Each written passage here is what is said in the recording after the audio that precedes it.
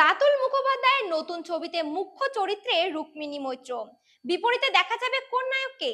প্রকাশ্যে এসেছিল কালিয়াচক চ্যাপ্টার 1 এর প্রচার ঝলক। রাতুল মুখোপাধ্যায়ের পরিচালিত এই ওয়েব সিরিজ প্রশংসিত হয়েছিল বিভিন্ন মহলে। মাঝে বেশ কিছুদিন কেটে গিয়েছে, পরিচালকের নতুন কাজের কথা সেভাবে শোনা যায়নি। তার ব্যক্তিগত জীবন নিয়ে আলোচনা হয়েছে বেশি।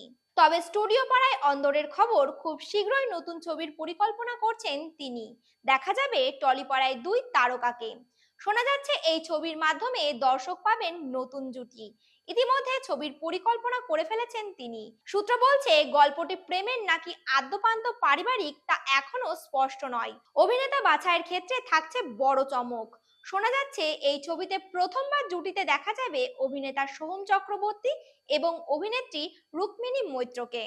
দেখছিলেন cine plus, presenting by KB production house. নমস্কার।